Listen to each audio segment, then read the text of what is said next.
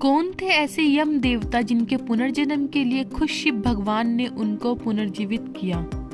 Hello guys, ये तो आप जानते ही हैं कि मनुष्य को उसके कर्म के हिसाब से फल मिलता है। अगर मनुष्य इस धरती पर किसी भी जीव जंतु या प्राणी का अच्छा करता है तो उसका फल उसके अच्छे कर्म के अनुसार उसको अच्छा ही मिलता है। अगर वह बुरा करता है या छल कपट करता है तो उसका फल भी उसी के अनुसार उसको मिलता है, जिसको सनातन धर्म में 2 भागों में बताया गया है। अगर कोई व्यक्ति अच्छा करता है तो वह व्यक्ति स्वर्ग में जाता है, अगर बुरा करता है तो नरक में जाता है। इसका निर्णय मृत्यु के बाद होता है।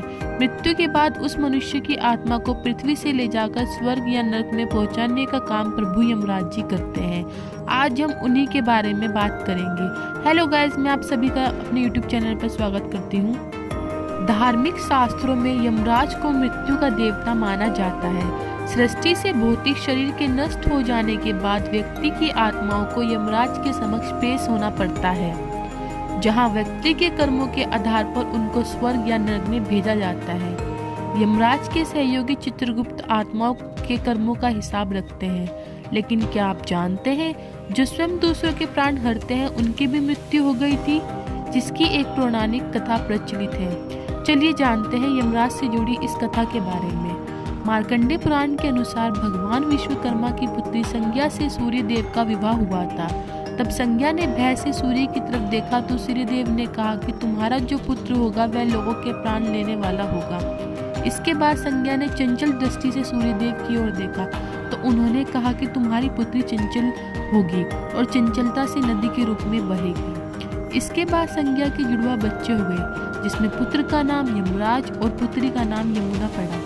एक कथा के अनुसार एक बार राजा श्वेत अपना राज त्याग कर भगवान शिव की भक्ति में लीन हो गए थे। कुछ समय बीतने के बाद यमदूत मुनि श्वेत के प्राण लेने आए। तब श्वेत मुनि प्राण त्यागना नहीं चाहते थे। तब भगवान शिव ने अपने गण भैरव को भेजा और भैरव ने डंडे के प्रहार से यमदूतों पर हमला किया। इससे यमराज क्रोधित होकर भैंसे पर बैठकर यमदंड हाथ में लेकर वहां पहुंचे। उस समय कार्तिकेय श्वेत मुनि की रक्षा करने के लिए वहां मौजूद थे। तब कार्तिकेय ने शक्ति अस्त्र से यमराज का वध कर दिया।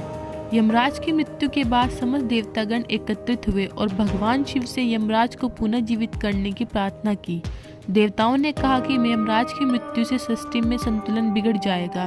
तब सूर्य देव ने भगवान शिव की कठोर तपस्या की और तपस्या से प्रसन्न होकर भगवान शिव ने नंदी से यमुना नदी का जल मंगवाया और उस जल के छींटे यमराज के मृत शरीर पर डाले, जिससे यमराज पुनर्जीवित हो गए।